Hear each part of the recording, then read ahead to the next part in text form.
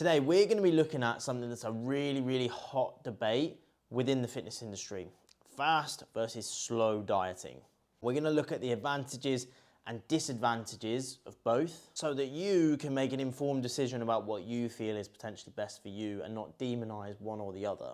Before we get started though, if you enjoy the content and you want to see more content like this, make sure to subscribe for more.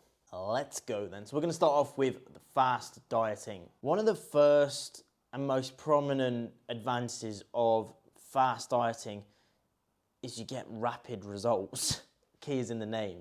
If you are looking to drop some body fat quickly for a particular event, maybe a holiday, a wedding, this could be perfect. Getting rapid results can also, for some people, be really, really good in terms of actually keeping them motivated, right, and keeping them going because they see the progress. They're more like zoned in to the process itself. And they're time efficient. Like there's no time to fuck around. It's get in, get the results, and get the fuck out.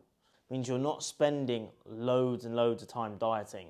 The potential disadvantages are perhaps a little bit of muscle loss alongside your fat loss, but as long as you are still lifting weights, still progressing your training, because dieting is not a reason to train like a pussy, still hitting your protein, that shouldn't be too much of a problem and can be managed really quite well. There's the potential for nutrient deficiency if the diet isn't set up correctly. Like if you are dieting like a knobhead, there is that likelihood, but there is also that likelihood if you're eating 4,000 or 5,000 calories and eating like a twat.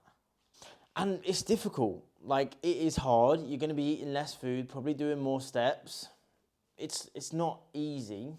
With the slower approach, on the other hand, the advantages of that one are the sort of sustainability of it, the lifestyle changes that come with it, with your eating and training habits. But having said that, fat loss by its very nature isn't sustainable.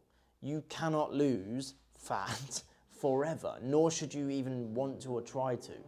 By losing weight slowly, the likelihood of you maintaining muscle is bigger, and you'll be dieting with more food, so it's easier from that respect. The disadvantages, however, is first of all that you need to have a little bit of patience, which most people don't. You know, you're gonna see small changes over time that amount to a lot, but not seeing those big jumps in progress can be frustrating for some people. It's a longer term commitment, like you've got to look at it across a longer time frame than you do with a faster diet, which again can be difficult for some people because if the diet's going on too long, they can start to lose that little bit of motivation and then not actually end up getting to the place they want to get to. What I think is best is finding a middle ground, okay?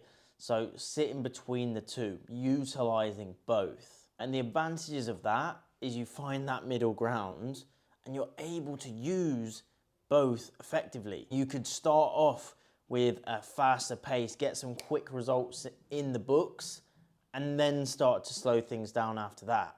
That would work really, really well. When you are carrying the most body fat is when you have the most energy supply, so you can go that bit harder and then start to slow it off. It works great. It allows you to have a bit of a mindset shift in that things don't need to be set in stone, right? You can have flexibility. You could be pushing quite hard, going quite fast, and then all of a sudden you have a load of social events that you would actually really like to attend that require drinking, require eating, right? And then you know you can just sort of chill out a little bit more, take things a bit slower and go have a few pints. And the individualization of this is just fantastic because it allows you to see what works best for you, and maybe that changes depending on the time of year, whatever you have coming up. So you can really mold your approach to suit you rather than, you know, be this or be that. So really it's clear for me that both have advantages and both have disadvantages, and you should choose your way of your goals and your preferences. Like I said, I use both for myself and I use both for clients. Try both, go nuts. Thank you very much for tuning in, and make sure, as long as you enjoyed the content, you like and subscribe, and I'll see you in the next one.